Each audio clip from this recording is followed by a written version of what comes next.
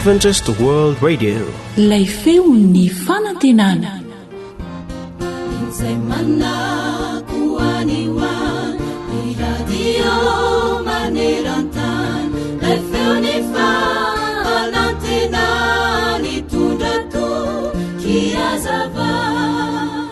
I Arthur Ashe dia mpilalao tenisy matianina malaza nonina tany Amerika tany. Nampalahelo anefa fa nandritry ny fotoana izay nampidirandra azy na nanaovana ny transfusion sanguine dia tratry ny aretina sida ty lehilahy fantadazy ty, ary izay no nahafaty azy. Nandritry ny fahavelomany dia nandray taratasy maro samihafa avy amin'ireo olona samihafa mpankafy azy maneran-tany i Arthur Ashe, ary ny iray tamin'ireo taratasy azon'ireo dia nametraka izao fanontaniana izao hoe: fa nahoana re no ianao no safidian'Andriamanitra ho voan'ny aretina ratsy toy io e? Dia izao no navalin'ny Arthur Ashe tamin'io mpankafy azy izay nametraka fanontaniana tamin'ny an-taratasy io hoe: tao anatin'ny ankizy maro izay nilalao tenisy sy nianatra tenisy aho, nefa nahoana moa no izany voaray tamin'izany, ary tonga mpilalao tenisy matianina mihitsy aza taty aoriana? Eny, efa imbetsaka aho i Arthur Ashe no tafiditra tao anatin'ireo nahazo anarana, ary efa indroa no tafiditra nahazo ny laharana tsara indrindra teto an-tany. Ho ihany Arthur nanohy ny teniny: raha teo ampitazonana ireo amboary ireo aho, dia tsy mba nanontany an'Andriamanitra hoe fa nahoana no izaho? Ary ankehitriny, raha ao anatin'ny fanaintainana toy izao aho, dia tsy tokony hanontany azy koa hoe fa nahoana no izaho? Misaoran'Andriamanitra ny amin'ny zavatra tsara rehetra niseho teo amin'ny fiainanao, hoy Arthur Ashe. Marina tokoa izany, arak'izay voalaza ny tenin'Andriamanitra manao hoe: amin'ny andro mahafaly dia mifalia, ary amin'ny andro mahaory mieritrereta. Fa nampifandrofian'Andriamanitra ireo mba tsy hahitan'ny olona akory izay ho avy any aoriany. Fa iza ny mahalala izay mahasoa ny olona amin'izao fiainana izao, dia ny andro vitsy mandalo foana izay laniny toy ny fieliny aloka. Fa iza ny mahalaza amin'ny olona izay zavatra ho avy any aoriana aty ambany masoandro? Ary fantatsika fa ny zavatra rehetra dia miara-miasa hasoa izay tian'Andriamanitra, dia izay voantso araka ny fikasany rahateo. Mpitoroteny toko 9 andininy 12, Mpitoroteny toko 7 andininy 14, Romanina toko 9 andininy 19. Amen. Miteny Baiboly hanisan'andro no fonaina, rasoa ampofaza malaina, fartomotrany andro izay.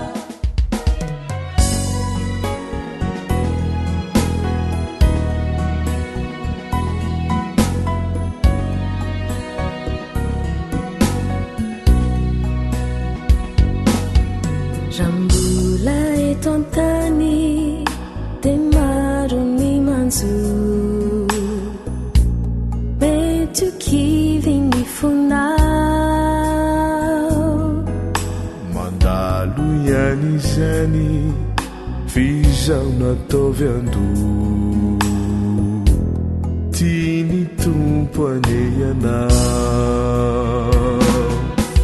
Vaovao samaraina nefa mindrampony, izany no porofo lehibe, ka aza mitaraina erejo zany dy, saianao mihira hoe ny fahasoavany Jesosy natoizao ay, ny fitiavany lehibe nono tafiny ay, na dia tsy mendrika zao dia fa nisaino zandriny, tsy mba mpanompo ntsony anye fa ho piray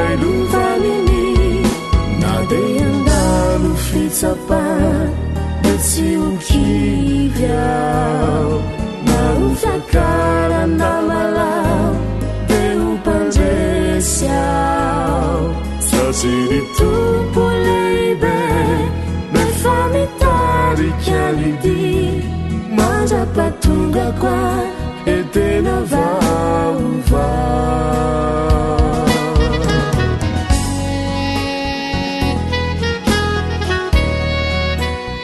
emervonjy sy vatosoa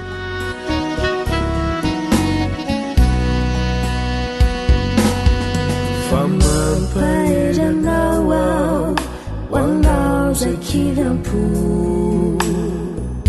omaherezany vava olana rehetra vavany avoko sesono tompo tsy manda vavao samaraina ny famindrampony izany noporofo lehibe ka aza mitaraina erezo zanidy saianao mihira oe mifasoavany jeso no natozawa mifitahiny lehibe nono tafina navetsy mendrikazao de fanisaino zadiny tsy mampanompo itsony re faopiraino faminy nade handalo fitsapa de tsy hokivya maofiakarana mala de upandresiao sasiny tompo lehibe no efa mitarikalidy mandrapatonga koa edena vaova sasiny tompo lehibe no efa mitarikalidy mandrapatonga koa edena vaova zay lay onjany fanantinany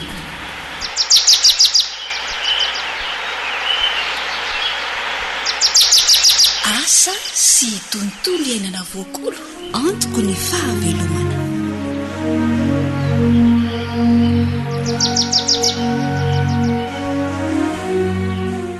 fifaliana trano no iarahana aminao atao anatin'izao fandaharana asa sy tontolo iainana izao miaraba tompoko dia mirary indrindra ny ahombiazan'ny asantsika rehetra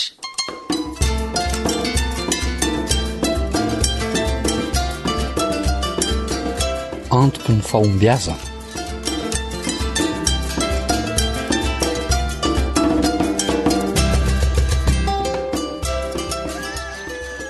mikarakara verymao a manaononareo ao e mandroso fa inona koa ary ty mandalo tanàna siavany ty e ka anareo to mbola miasa mafy dia nielingelina kosa ve sy ary andeha hivarotra mangazo anga mo zany efa misy olona eo reo fa tsy mitondra makanetsina tsony aka marina hoe sambatra kosonareo zany a mpividy indray no manatona ka rehefa tsara niny ka litahoan'ny vokatra dia be mpitady ry bavy e zay aloha e mandroso aloha ndriko fa misy mangazo masaka mihitsy eny ao zao e mandroso e ary tsy ato angany vady aman-janaka tsy ao fa lasa kely nitsidika nyreny ihany lalao sinikizy ay aza atao be loatra ary moa ny mangazoko a ataovy kelikely ihany fa zany e tsy tena mahazaka ohatry ny talohantsony io e zangamo de mandoatra fa zany mamosavy midinany eo ry bavy a aiza ny atsara ny mangazonareo tena mitelondrora sady mora masaka zao io izy aloha de tena mora masaka ihany. kay sady malemy mamy izany sa nasianao siramamy? Ka zay le teneniko hoe samy mamy savony tenany. Io ny siramamy de io enikony ronono de samy manao zay mety amin'ny fahasalamany avy. Mamy izany ka mahazo toa ary ndriko tsy mahagaga raha tonga ty mihitsy mividy ny vokatra reo romoka. Jereo dia tsara namangazo. Rehefa mamboly ihany de tena atao tsara am'zay tsy mahafaty antoka ry Berta. Ka ndraindray anie mamboly amin'ny fody koa ianao voa mandiso fanantenany. Zao ny teniko amindriko ry Berta. Hoe ahoana? Rehefa manaraka tsara ny fipetra mahatsara ny famboleny riko tsy mandiso fanantenany zany io. Ny anay zao de tena mamokatra tsara tokoa ny volomangazo, ampy tsara ny filan'ny mpividy. Eny zao hita maso zao fa ono angamo mila fikarakarana be ny volomangazo fa tsy atsatotsatoka fotsiny ezy tao any tsaratsara de samy vity. Ka zay mitsy le mahavo. Maninona? Mila fatinana ny tahamangazo ambolena ry kialakely tya. Tsy atao an'izany atsatotsatoka zany fotsiny de vita. Am'izay tena tsara de tsara ny vokatra tenaina. De fa tena nahoana ary moa? Anga tsy mety rehefa atao mangazo tsaratsara. Za zao de angataka am'ty tao mangazo nareo ty mihitsy fa tena tsara mariny. Omeko ndriko, omeko. Fa tsy tsara loatra io raha tantika hoe masom-bolo tsy voafantina no omeko andriko. Alao omena an'le tsara ndriko mba atoroy azy zany ry moa. Ambolo mangazo mihitsy ne zay mariny. Hoano aloha mangazo masaka dia avy eo atoroko andriko ny fifatenana an'le tahamangazo amboleny. Marina? Misaotra betsaka ry moa. De efa aleo mba azotomana indray raha izany fa vokatra mangazo sady impiry hita ohatran'izao ka. Ka tandre moary zao mitaraindraina hoe marary indray zany ry moa. Tantara nosoratan'ny Zoanitra no narahanao teo, novelomin'ny mpanoratra Sirila. Anisan'ny sakafo fihinantsika malagasy ny mangahazo.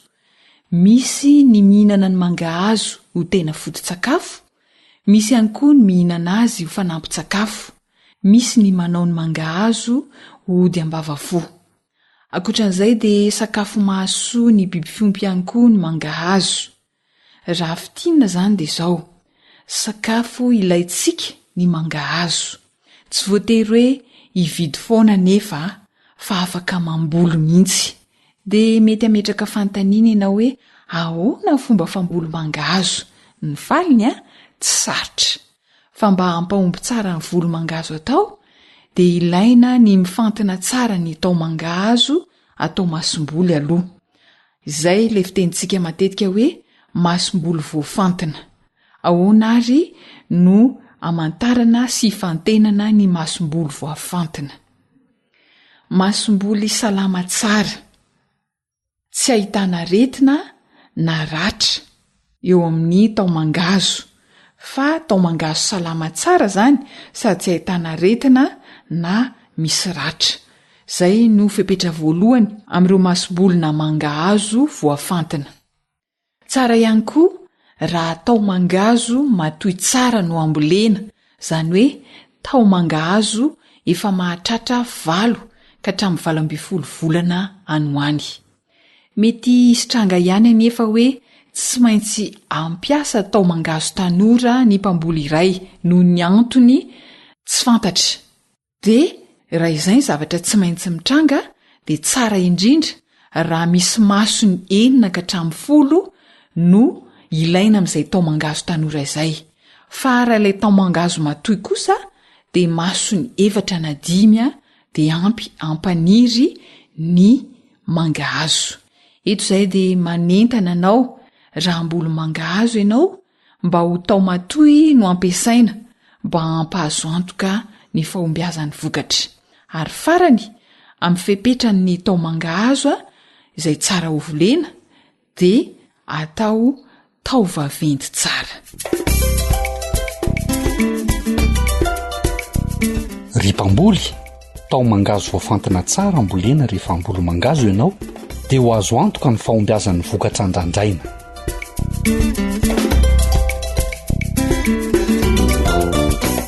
Alohan'ny amaranana ny fandaharana asa sy tontolo iainana ary dia andao averina ho tadidy tsara ny atao hoe tao mangazo voafantina atao masom-boly. Misy telo izy teo ny voalohany tao mangazo salama tsara tsy ahitana aretina na ratra. Ny faharoa tao matoy tsara izany hoe mahatratra 7 volana ka hatramin'ny 12 volana misy masony 4 na 5. Raha toa kosa nefa ka tsy misy afa-tsy tao tanora no azo ampiasaina de tsara raha misy masony 9 ka hatramin'ny 10. Ary ny fepetra farany de tao vaventy no ampiasaina.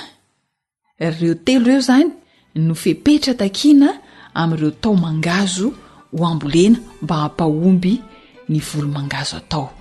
De manasanao ary anao fampiarana ary nirary anao ahita fahombiazana. Zoanitra no nanomana fandaharana asa sy tontolo iainanao anao, ry lahy kosa ny teo amin'ny lafiny teknika. De samy ho tahin'Andriamanitra ary.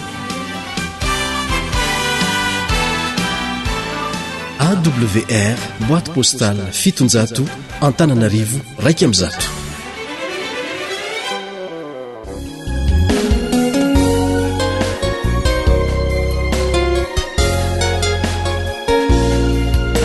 Tarika Ariela. Sakaizaho momba tsapana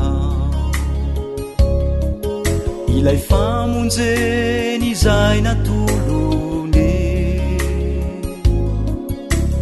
mba ho fanavotany izao tontolo izao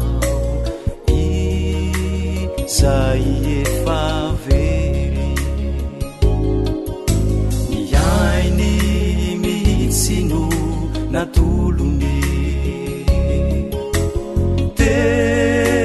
ankazo fijaliana teo ny rany ny tete tambony ny azo mba ho fanadiovana satria tiany loatriana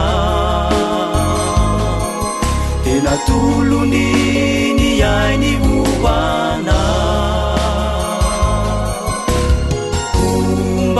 sure rasitrakao savelanao verimaina ve irany sakaizao momba tsinjona Jesosy niaritra irery tambony alina teo mba ho famonjenana lohany nisy satro tsilo ny vatany feno ratrako ireny retrire ny aretany avoko satria tiany loatriana satria tiany loatriana natolony ny ainy hoana ombaraisoe rasitraka savelanao verimaina ve ny rany ilay feo ny fanantenana tinilotiana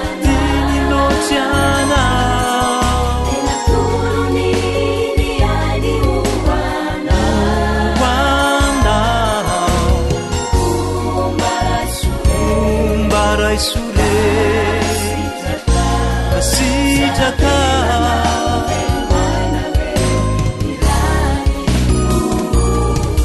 savelanao verimaina ve ny rany savelanao verimaina ve ny rany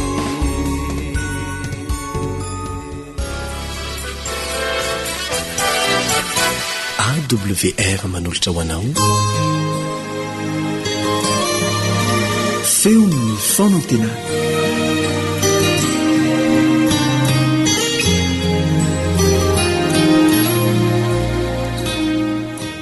ny fanomezam-boninahitra sy ny fankalazana ho an'Andriamanitra ray zanaka sy fanahy masina irery ihany satria izy no manome an'izao tombontso lehibe izao mbola hahafahantsika rehetra mbola manohy ny famakina ny teniny fianarana ny teniny ary fisitomana lesona sarobidy avy amin'ny tantarany Enoka sy Mose sy ary Eli ireo no olona efa ny an-danitra ka tonga antsika rehetra koa ahalala ny tokony ataontsika eo amin'ny fiomanana ho any an-danitra hiara hivavaka isika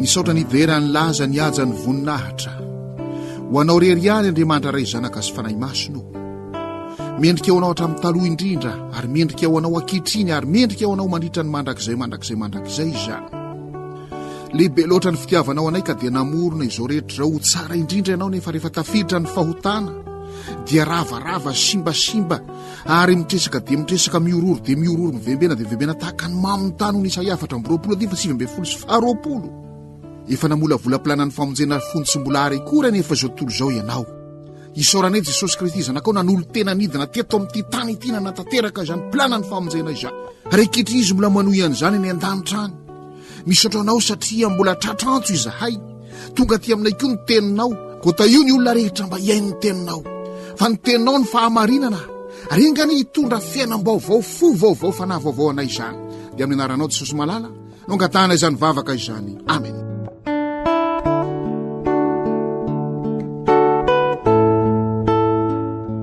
Rehefa malala tahaka ny latsahany hafa avy any an-danitra ka nandevona ny fanatitra izay nataony Eli nandevona ny kitay nandevona ny vato nandevona ny vovoka na haritra ny rano dia tokony io izany koa no hitalahotsika mafy indrindra kehitriny mba hatonga ny fanahy masina nandevona ny fo vatotsika ny fo mety ho zary kitay na ny fo mety ho zary ho vovoka mety ho fo izay zary mafy dia mafy fa mba ho torotoro fo isika satria izay teo any an-danitra toy Jesosy hoe izay mihintsy atao batisa no vonjena raha niresaka tamin'ny Nikodemosy eo amin'ny jaona toko 7 dia ozy izao tsy maintsy hateraka ny rano sy ny fanany ny olona vao mahazo miditra ny fanjakan'Andriamanitra eo amin'ny 7 aloha amin'ny jaona toko 7 hoe raha hateraka ny rano raha tsy hateraka avy any ambony ianao dia tsy mahazo mahita ny fanjakan'Andriamanitra izany hoe rehefa tsy hateraka avy any ambony isika hateraka ny rano mandalo amin'izany fahateram-baovao zany atao batisa dia tsy mba mahita ny fanjakan'Andriamanitra fa dia zavatra hafa no hitantsika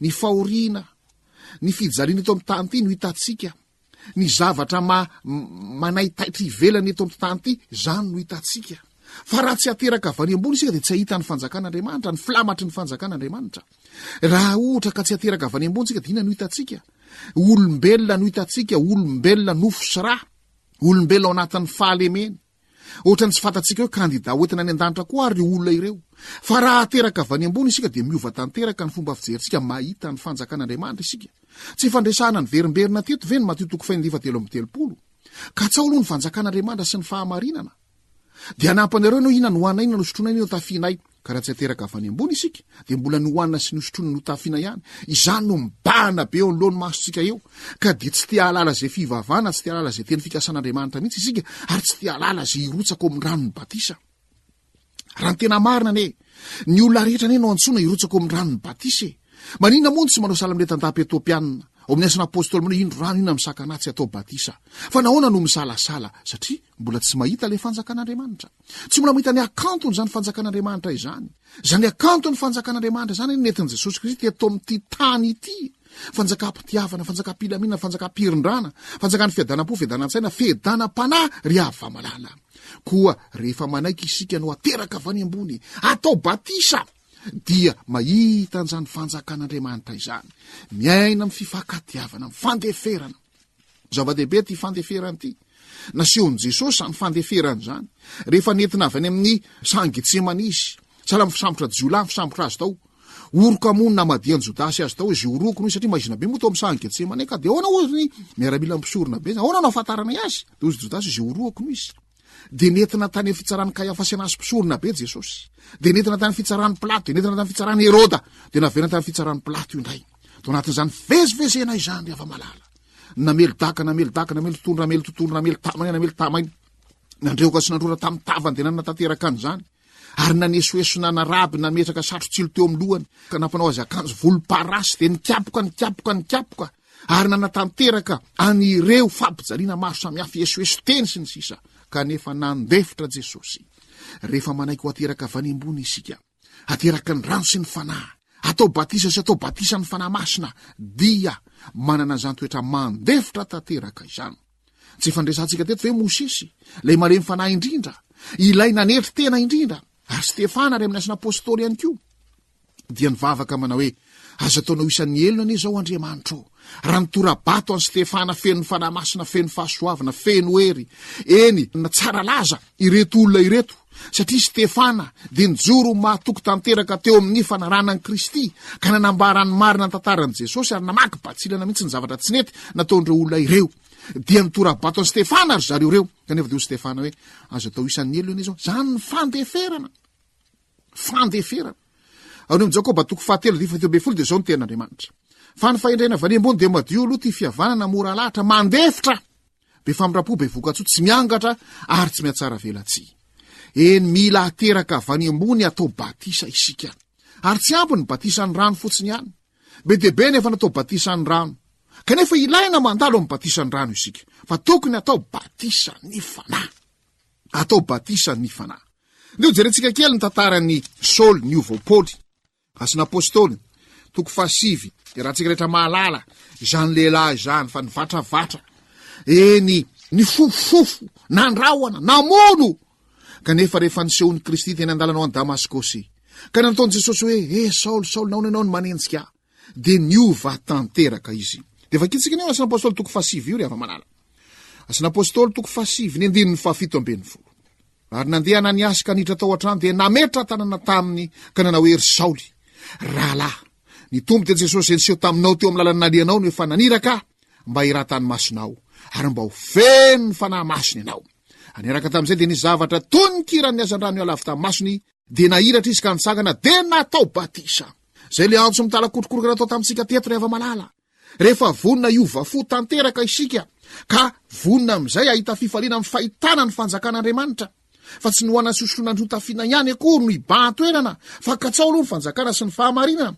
dia anampy anareo zany rehetrany matotoko 20:30 dia atao batisa sahala amin'ny Saoly ary rehefa iry nandray ny fanahy masina i Saoly de nafanafo teo amin'ny fidorina ny filahazantsara dina foana ny tenina verimberina amin'ny Galatiana toko 1 de ny teny mazava mihitsy izy amin'ny Galatiana toko 1 naran'i Jesosy no makitsika an'izany Galatiana toko 1 izany ny indininy fahenina gaga raha ny findrafaingina tozao ianareo iala am'izay fa niantso nareo tamin'ny fahasoavan'i Kristy io amin'ny filahazantsara zay tsy filahazantsara akory fa saingy misy ny sasany mampitabataba anareo ka tamadika ny filahazantsara ny Kristy Poritianina 1 toko 2 de zao ny teny manoko amin'ny dininy 2 ny tsy ahafantatra zavatra hafa teo aminareo afa-tsy Jesosy Kristy indrindra fa izy voombo tamin'ny hazo fijaliana zany no fiovam-po tanteraka zay nandalovany ity Saoly ka lasa Paoly ity koa zay mihitsy atao batisa no vonjena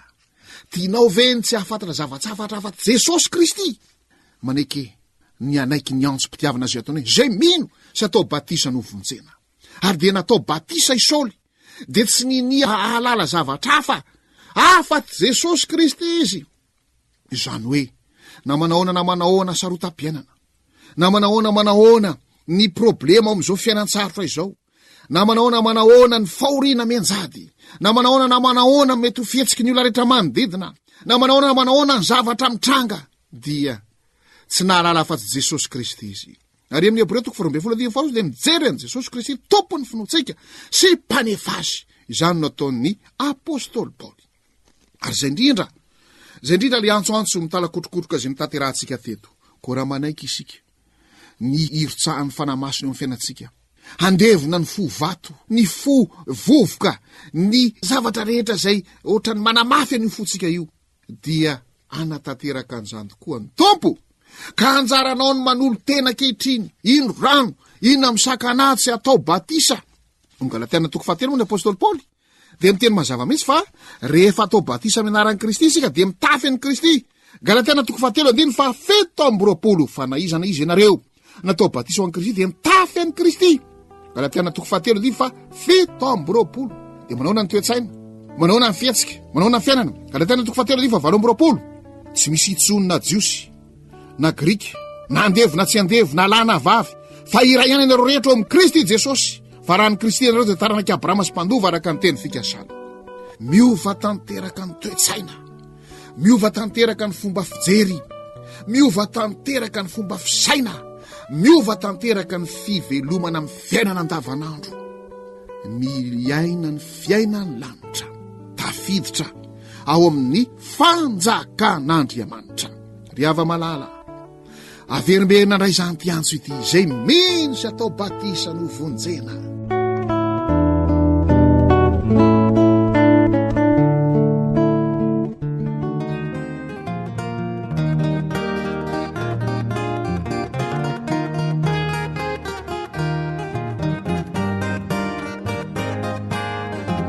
Tarika Alisson. Ho anaty antso ity, ity antso ity, Jesosy ilay fitia no mpanjakatsika hodorio. Mila olona ho tiavina, ianao anelay tadiavina, kambaray izany fony eo tsy anenenanao intsony.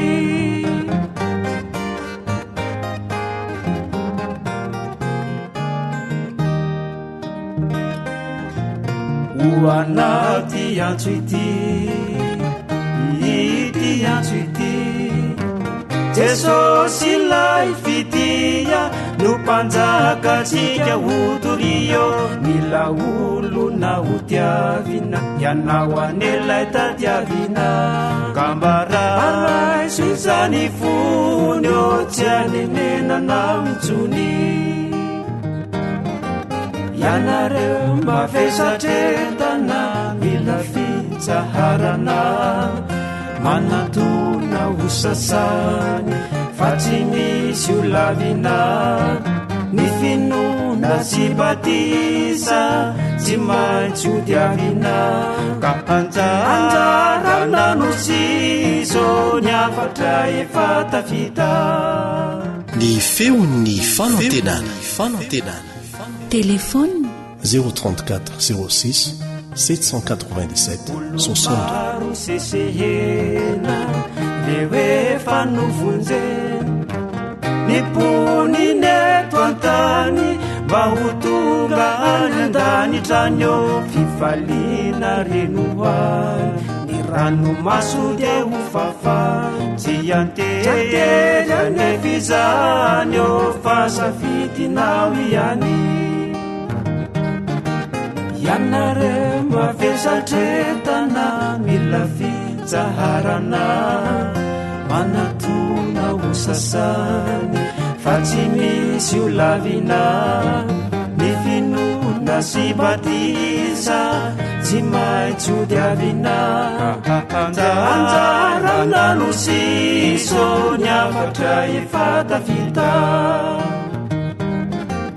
Ianareo mavesatretana mila fitsaharana, manatona ho sasany fa tsy misy o lavina ny finona sy batisa tsy maintsy ho diavina kanjarana no siso ny afatra efa tafita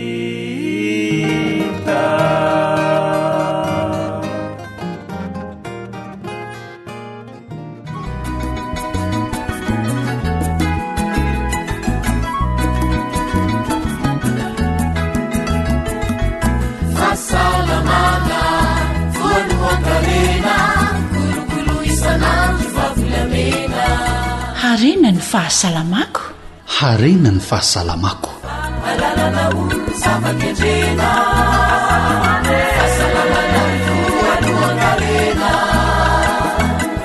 tandrovy ny fahasalamana fifaliana-trano no iarana aminao mpiaino manaraka ny fandaharana harena ny fahasalamako ny irariana indrindra dia mba hitondra soanao ny fanarahana ny fandaharana ety ampanomboana dia mahatsiaro ireo tsy salama ny ekipa amin'ny feo fanantenana mirary soindrindra ho anao ary ihany koa mahafaly anay ny hivavaka ho anao.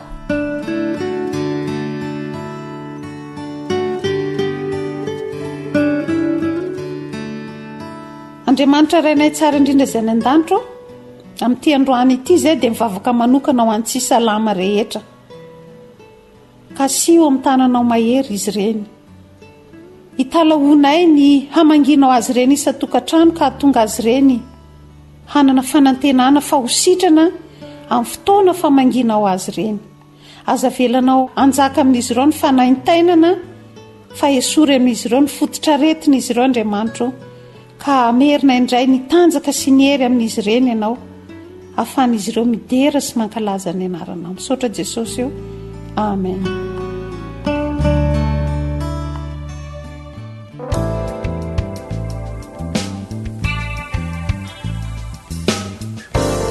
Ataovy ampy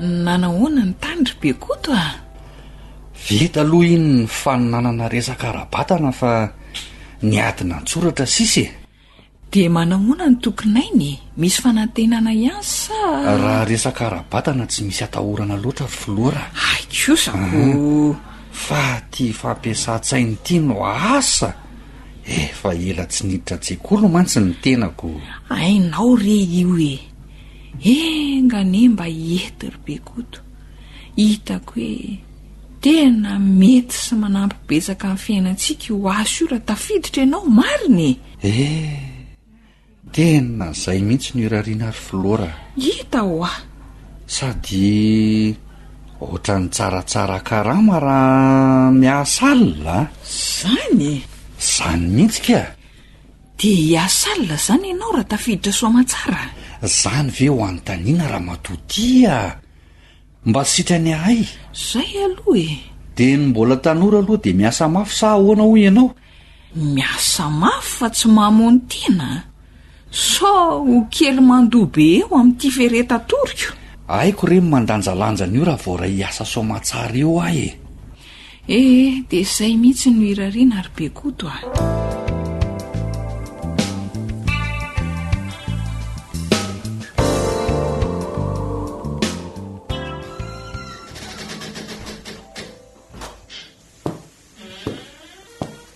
ory filoara lozany fa nisy inony nisy mpangalatra sa nisy loza fa renoka be atany ampiasany aza hitako ka voaroka fa renoka hoana ary be koto zany fa tsy gardien ny toeram-piasana nga moa ty asanao fa inona ny nanjoanao tena ho voaroka le rangaty ka za le ny ary torialina iny re dia resy torotampoka tamin'ny volakandro teo nefa tamin'izay fotoan'izay nandalo teo mihitsy ny sefo lozy tery filoara zay le efa teneniko foana amin'ny fitiavana miary tory io tsy mba asa ny reta tory fa na filma na telefona na zavatrafa rehefa sendra tsy miasa alina zany ny vokany miesona ny garda oka rery filora vaza de mamely mafy fa tsika menakavy kely ihany eny ny vomafy raha voaroka eo ahy mariny ka sitrapon'izany tsy matory rehefa tokony atory nefa tsy miasa sitrapoko sy ny ankizy zany mahavoaroka anao enao koa ka marina zany ao rehefa tsy ary torontsony ahy rehefa tsy miasa e sady tsy vitany io voaroka ianao ry bekoty raha ohatra n'izany foana ny fiainanao fa ny tsy fahasalamana ihany koa de ho avy tsy ho ela nefa ny tena mbola tanora tena marina zany filora raha mbola voatana amin'io asako io ah de tsy hanao kinanga ny toromasoko tsony zay koa metika zay vao tena haiko ny mandanjalanja dia ahoana aloha le sefinareo na hitanao reniko zany nalainy sary any ony ahy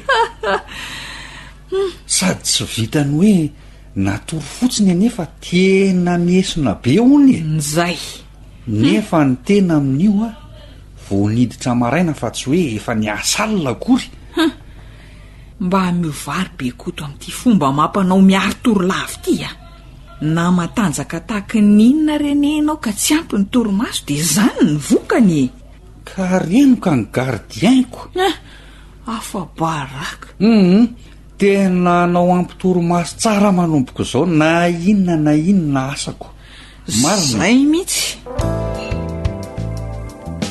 Soanitra no nanoratra izay tantara mirenesina teo izay ny velomin'ny mpanoratra sy Rila.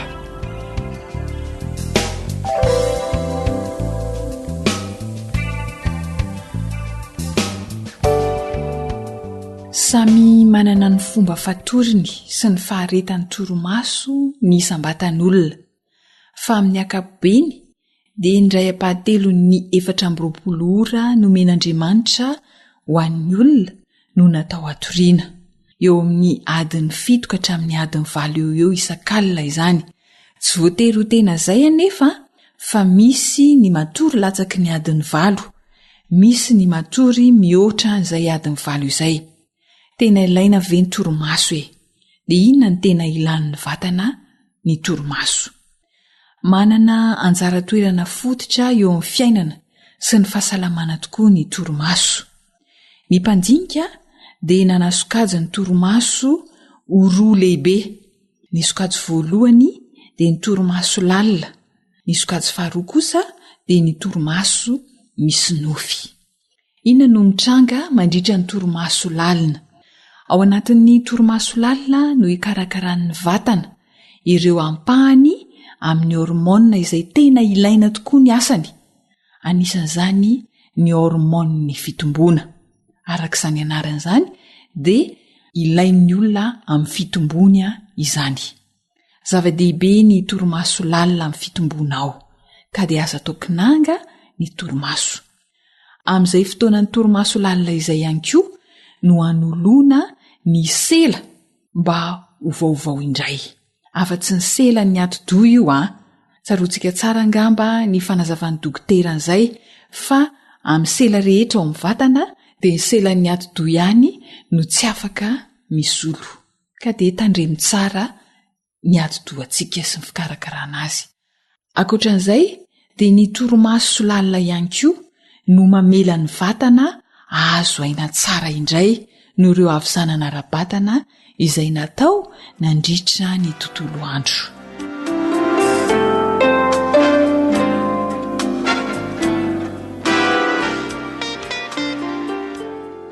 Manaona indray ary ilay sokajy faharoa dia ny toromaso misy nofy. Ilaina dia ilaina tokoa izy ity amin'ny fiandohana vaovao indray eo amin'ny olona, ary indrindra hiazonana ny fandanjalanjana ara-tsaina. Raha izany no dinihana dia mandrafitra ny maha olona mihitsy ny toromaso ampy eo amin'ny fiainany.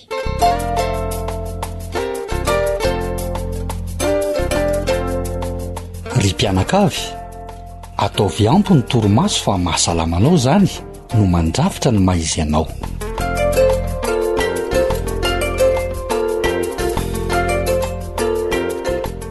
mety iovaova arakaraky ny olona ny taonany ary ny asany ny faharetan'ny torimaso ampy sy ilaina. Somantsy misy mieritreritra hoe ilaina ny torimaso dia manararoatra matory lava dia lava. Misy indray sasany miteny hoe ny vatako indray dia mahatanty, matory adiny iray na adiny roa monja dia ampy. Misy teboka natorin'ireo mpandinika hiaingana amin'ny fotoana tokony hatoriana ho an'ny sokajin'olona ireto. Amin'ny akabeany no resahany eto raha ho an'ny ankizy izao eo amin'ny 9 taona eo dia tokony hatory manodidina ny adiny 10 adiny 12 isan'andro ny ankizy 9 taona. Ny ankizy 7 taona kosa dia manodidina ny ora 7 eo ny torimaso ampy azy. Ary ny olon-dehibe sy ireo efa zokonjokony, ireo lazaintsika hoe antitra izany, dia manodidina ny adiny 7 adiny 9 eo ny torimaso ampy azy isan'andro. Ankizy ka hatramin'ny lehibe izay, fa ho an'ny zaza ahoana indray. Atombotsika hatramin'ny zaza ao am-boaka. Tsarovy fa misy fotoana hatorian'ny zaza tokoa ao am-boaka ao. Matory izy arak'izay tiany. Fa tsy miankina amin'ny fomba fatorin-dreniny akory, tsy hoe izany hoe raha miaritory ny reny bevoka dia miaritory ihany koa ny zaza ao an-kibony, fa matory arak'izay tiany ilay zaza ao am-boaka.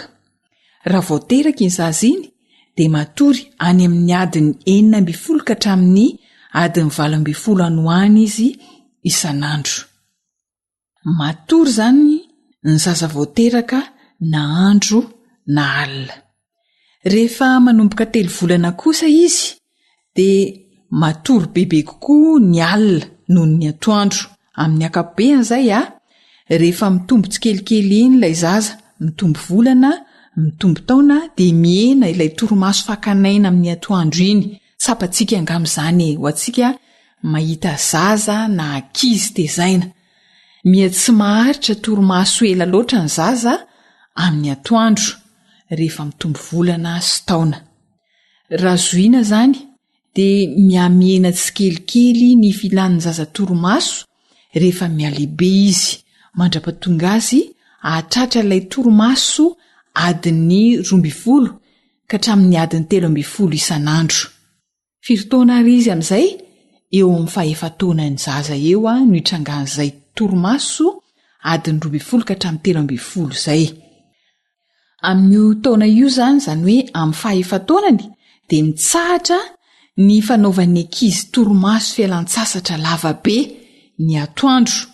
Amin'ny akabeany izay fa manomboka mitovy amin'ny olon-dehibe ny fomba fatoriny.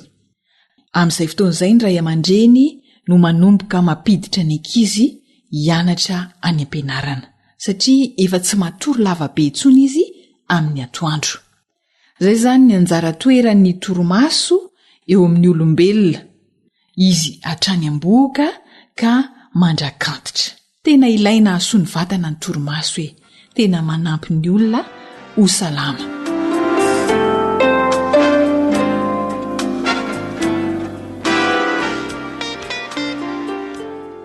Resy lahatra tokoa angamsika fa ilaina ary tena mahasoa ny vatana ny torimaso. Kanefa indraindray dia misy ny tsy mahita tory na te hatory aza. Misy ny ratsy torimaso izay manimba fahasalamana tokoa. Misy fomba maromaro no hitrangan'ny tsy fahitatory na ratsy torimaso. Misy hoe elabe ny olona iray vao mahita tory, ao indray ny matory ihany fa tapatapaka matetika izany mandritry ny alina. Misy ihany koa ny fifoazana loha loatra, tsy araka ny fotoana tokony hifoazana dia efa tsy mahita tory intsony. Misy antony maromaro mahatonga ireo tanysaina teo ireo. Isan'izany ohatra, mety ho vokatry ny tebiteby isan-karazany izay nahazo ilay olona sy ny stress mahazo azy, dia ratsy torimaso izy na tsy mahita tory. Eo ihany koa mety ho vokatry ny aya na dia efa lasa aza dia mbola misy fiantraikany aminy ihany izany. Mety ho vokatry ny tsy fatoriana ara-dalàna ihany koa, satria ny olona dia mila matory amin'ny ora mitovy isan'andro anazarana ny vatana izay. Misy ihany koa ireo zatra misotro kafe na dite vazaha ny arivariviny. Ny fisotrony an'izay anefa de mitarika tsy fahitatory ho azy satria lasa manaitaitra ny vatana indray. Mety hitranga ihany koa ny hoe tsy ampy fampiasam-batana ny olona iray de ratsy torimaso izy. De fahita betsaka ihany koa ny olona izay mazoto misakafo be loatra amin'ny hariva de mety tsy ahitatory na ho ratsy torimaso. Noho izany re, raha fantatsika ny antony mahatonga antsika ho ratsy torimaso na tsy ahitatory de andao mosorohana izany raha azo atao.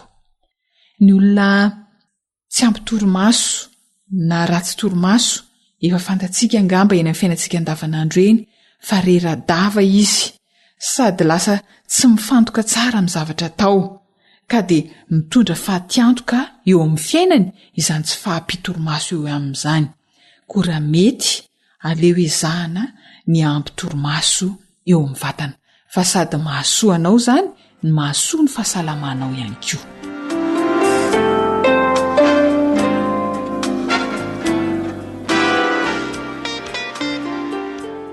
Ekina ny fahasalamana re olona ny torimaso angamba resy lahatra amin'izany sika rehetra ety ampamaranana dia hirariana mba ho salama daholo tsika menakavy. Apetrao amin'i Jesosy avokoa reny olana tsy ahitana torimaso rehetra ireny ainy ny mandamina izany. Isaorana ianao nanaiky niaraka tamin'ny radio AWR nandritra izay minitra maromaro izay. Rilasy Zoanitra noho ny farimbona nahatotozan'ny fandaharana rena amin'ny fahasalamako dia mametraka ny mandrapitafa ho amin'ny manaraka indray raha sitrapon'Andriamanitra.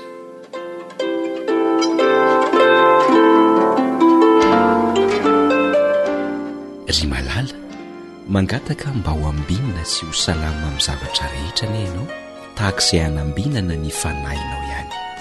Amen.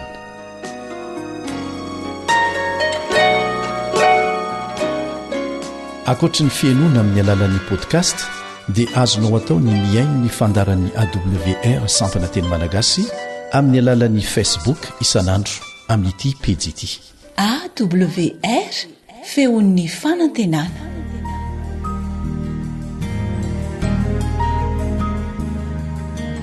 Faneteninao no fahamarinana.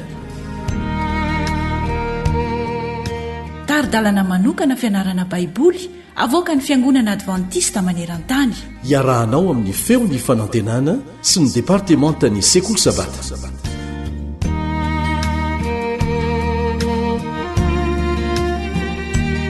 Mirary sy manantenanao salama sy finaritra izahay noho ny famindrapon'iraintsika izay any an-danitra. Miarabanao tonga soa miara-mianatra amina eto. Ny tompony avoky ny fanahinao mangetaheta sy nona ny fahamarinana. Raha manambady ianao kanefa mahatsiaro ho irery.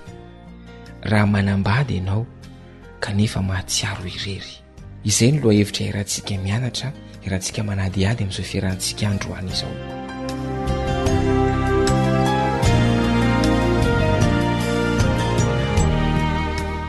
Misy tokoa ve izany olona hoe manambady kanefa mahatsiaro ho irery izany? Izany mihitsy no tsapany vehivavy anankiray antsoina hoe Natalia, izay 7 taona nanambadiana. Nanasany Natalia ny namany anankiray ho any amin'ny fiangonana advantista. Tiany ny fahamarinana ny anarany tany ary dia nanolotra ny fo an'i Jesosy izy ary nivavaka tao amin'ny fiangonana na dia norarany fianakaviany tsy hanao an'izany aza. Tsy nankasitraka ny fanapa-keviny ny vadiny sy ireo ray aman-dreniny ary na ireo mpiara-monina taminy koa aza dia nanoro-hevitra azy tsy hankany amin'ny fiangonana advantista. Mbola nankany amin'ny fiangonana ihany nefa izy, Natalia io izany. Nateraka indray izy, izany hoe nanolo-tena natao batisa. Nanova ny fiainany ny finoany ary nanova ny fiainany izy mba hankatoza ny finoana izany.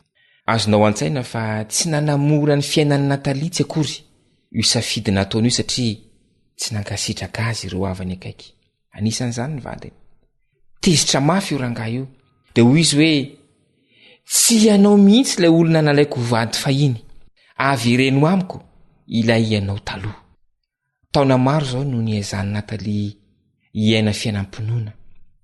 Manambady izy kanefa mahatsiaro irery.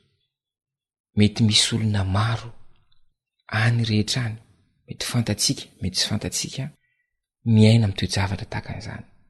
Inona no teny mitondra fanantenana omeny Baiboly ny olona manambady kanefa mahatsiaro irery. Zao ny voalaza ny Isaia 2 dia 1:2 sy 2:2. Isaia 2 dia 1:2 sy 2:2. Vakitsika amin'ny anaran'i Jesosy.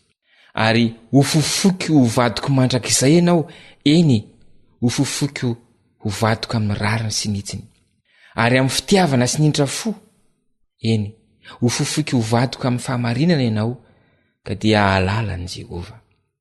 Dia toizatsika amin'ny Isaia 4:15 dia 1:5. Isaia 4:15 dia 1:5.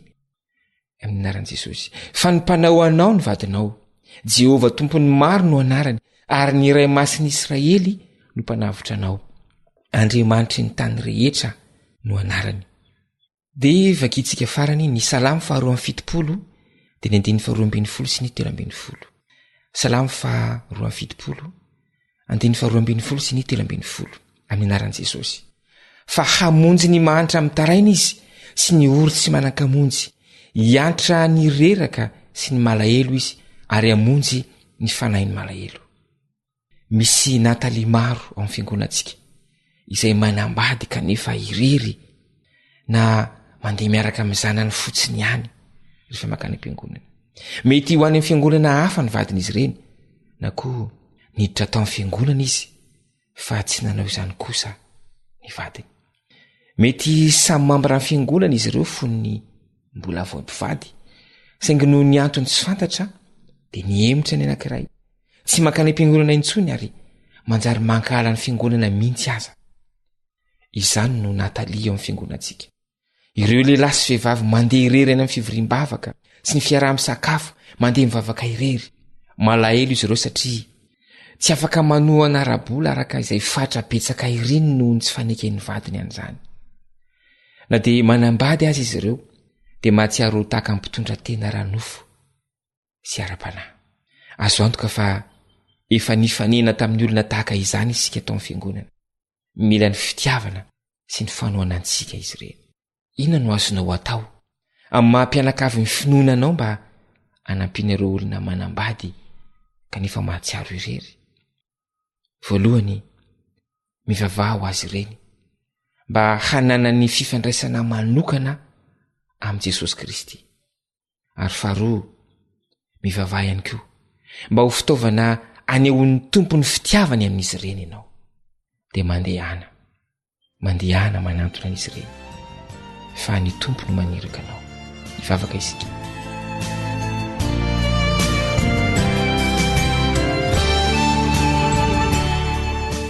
Rainaiza ny an-danitro, misaotranao no ny lesona. Mivavaka izahay nio andreo mahatsiaro irery na dia manambady azy. Ampio izy ireny hatsiaro fa zavatra rehetra ho azy ireny ianao, ka hikatsaka fifandraisana manokana aminao isan'andro izy. Ampiasao ihany koa izahay mba ho fitaovana aneho ny fitiavana mamy avy aminao amin'izy ireny. Dia misaotranao izay mamaly ny vavakay, mihoatra noho izay anay saintsaina sy anay angatahana azy. Amin'ny anaran'i Jesosy. Amen.